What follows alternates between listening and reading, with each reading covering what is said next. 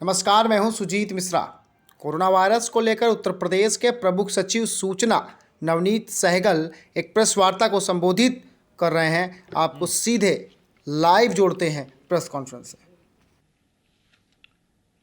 Corona के संदर्भ में आज की स्थिति इस प्रकार है। पिछले 24 घंटों में संक्रमण के 100 नए मामले आए हैं और वहीं पिछले 24 घंटे में 143 डिस्चार्ज हुए हैं।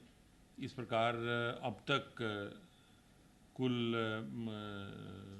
लगभग 5,92,699 पेशेंट अभी तक डिस्चार्ज हो चुके हैं।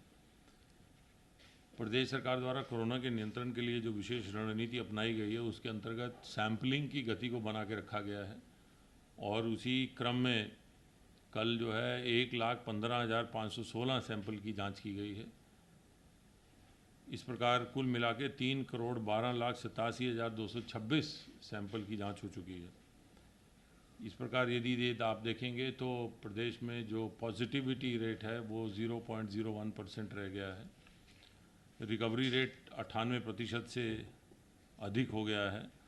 प्रदेश सरकार द्वारा सर्विलांस बहुत तेज़ी से की जा रही है, रैंडम सैम्पलिंग भी की जा रही है जिसमें कि टारगेटेड ग्रुप्स का सैंपल लेके उनकी जांच की जा रही है, जिसके क्रम में 1,15,000 से अधिक कल सैंपल जांच किए गए थे। प्रदेश में लगभग 1,85,664 क्षेत्रों में 5,11,928 टीम दिवस के माध्यम से 3,14,82,704 घरों में सर्विलांस का काम किया गया है, जिसमें कि कुल मिलाकर 15,28,71,225 की जनसंख्या का कवर हुई है। इस प्रकार जो सरकार द्वारा विशेष रणनीति अपनाई गई है जिसमें कि घर घर तक पहुंचा जा रहा है और अधिक से अधिक सैंपल की जांच की जा रही है, उसके परिणाम स्वरूप कुल 24 करोड़ के लगभग जनसंख्या प्रदेश की है। उसमें से इस प्रकार लगभग 18,40,00,000 लोगों तक उत्तर प्रदेश सरकार की मशीनरी पहुंची है, हमारे कर्मचारी पहुंचे हैं और या तो उनका टेस्ट हुआ है, सैंपलिंग हुई है या उनकी लक्षणों की पूछताछ की गई है और लक्षण पाए जाने पर उनका टेस्ट कराया गया है। ये एक विशेष रणनीति रही है माननीय मुख्यमंत्री जी जिसकी समीक्षा प्रतिदिन कर रहे हैं कि प्रदेश में मामले कम आने के बावजूद भी टेस्टिंग को नहीं घटाया जा रहा है।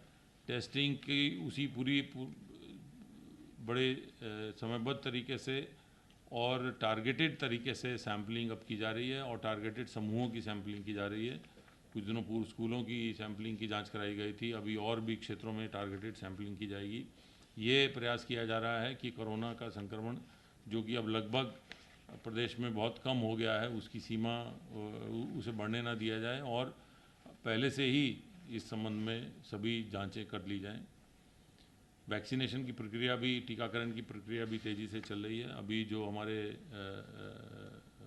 हेल्थ वर्कर्स हैं और जो फ्रंट लाइन वर्कर्स हैं उनकी वैक्सीनेशन की प्रक्रिया का दूसरा चरण भी शुरू होने जा रहा है और ये प्रयास किया जा रहा है कि अधिक से अधिक लोगों को टीकाकरण हो जाए। माननीय मुख्यमंत्री ने इसमें निर्देश ये भी दिए हैं कि इसकी लगातार समीक्षा होनी चाहिए कि टीकाकरण सही समय पे हो और जिनका टीकाकरण होना है उन्हें एक दिन पूर्व SMS के माध्यम से किसी अन्य माध्यम से उनको सूचित अवश्य किया जाना चाहिए कि उनको टीकाकरण किया जाना है। प्रदेश में कोरोना संक्रमण कम होने से कंटेनमेंट जोन में कमी आई है और स्थिति सामान्य, औद्योगिक गतिविधियां सामान्य हुई हैं और प्रदेश में मिशन रोज़गार जो चलाया जा रहा है उसमें भी अब तेज़ी से काम हो रहा है। मिशन रोज़गार में सरकारी नौकरियों के माध्यम से रोज़गार, स्वरोज़गार के माध्यम से रोज़गार व निजी उद्योगों के माध्यम से रोज़गार के अधिक से अधिक अवसर पैदा करने का एक लक्ष्य सरकार ने रखा हुआ है। जहां पर सरकारी नौकरियों में लगभग 4 लाख नौकरियां सरकार द्वारा पिछले 4 साल में उपलब्ध कराई गई हैं, वहीं पर लगभग 49 लाख MSME इकाइयों को पिछले 4 साल में बैंकों द्वारा लगभग 1,90,000 करोड़ से अधिक ऋण वितरण किए गए हैं।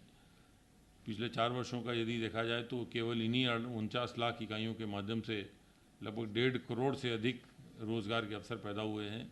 उसी क्रम में ये बताना है कि वर्तमान वित्तीय वर्ष में कोरोना संक्रमण के बावजूद बैंकों से लगातार समन्वय करके प्रदेश में 8,64,000 नई MSME इकाइयों को लगभग 30,000 करोड़ के ऋण वितरण बैंकों द्वारा किए गए हैं। केवल इन्हीं 8,64,000 नई MSME इकाइयों के साथ साथ आत्मनिर्भर पैकेज में पूर्व से विद्यमान लगभग 4,38,000 इकाइयों को 11,945 करोड़ रुपए के ऋण स्वीकृत किए गए हैं। जिस प्रकार कुल मिलाकर लगभग 42,000 करोड़ रुपए के ऋण पिछले इस वर्तमान वित्तीय वर्ष में कोरोना संक्रमण के बावजूद एमएसएमई इकाइयों को उपलब्ध कराए गए हैं और इन्हीं इकाइयों के माध्यम से वर्तमान वित्तीय वर्ष में लगभग 27 लाख से अधिक रोजगार के अवसर निजी उद्योगों के माध्यम से सृजित हुए हैं।